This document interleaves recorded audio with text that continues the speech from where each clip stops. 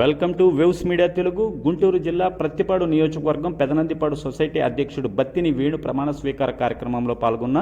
ప్రత్తిపాడు నియోజకవర్గ శాసనసభ్యులు డాక్టర్ బోర్ల రామాంజనేయులు 200 ట్రాక్టర్లతో వర్గాని నుంచి పెదనందిపాడుకు భారీ ర్యాలీ చేపట్టిన తెలుగుదేశం కార్యకర్తలు.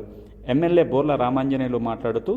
రైతులకు గిట్టుబాటు ధర లేదని వైకాపా పేపర్లో రాశారని, వైకాపా పాలనలో రైతులను మోసం చేసి నేడు సిగ్గు లేకుండా ప్రభుత్వంపై రాతలు ఎలా రాస్తున్నారని, వైకాపా పాలనలో ధాన్యం కొనుగోలు బకాయిలను కూటమి ప్రభుత్వం ఇచ్చిందని, పత్తి పంటకు గిట్టుబాటు లేకపోతే 7,500 పెంచి కూటమి ప్రభుత్వం ఇచ్చిందని, నిషేధిత జాబితాలో ఉన్న పొగాకును కూడా రాష్ట్ర ప్రభుత్వం కొనుగోలు చేసి రైతులకు ఆదుకున్నామని, పొగాకుకు విక్రయించిన రైతులను ఇప్పటికే 55 కోట్లు నగదు చెల్లింపు చేశామని, అన్నదాత సుఖీభవతో పాటు రైతులకు లబ్ధి చేకూరేలా పథకాలు ఇస్తున్నామని, దేశంలో 15,000 పింఛనిస్తున్న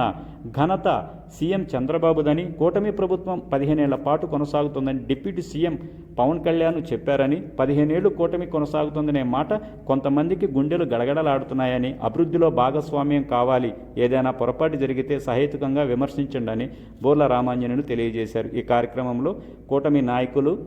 ప్రజలు, కార్యకర్తలు పాల్గొన్నారు.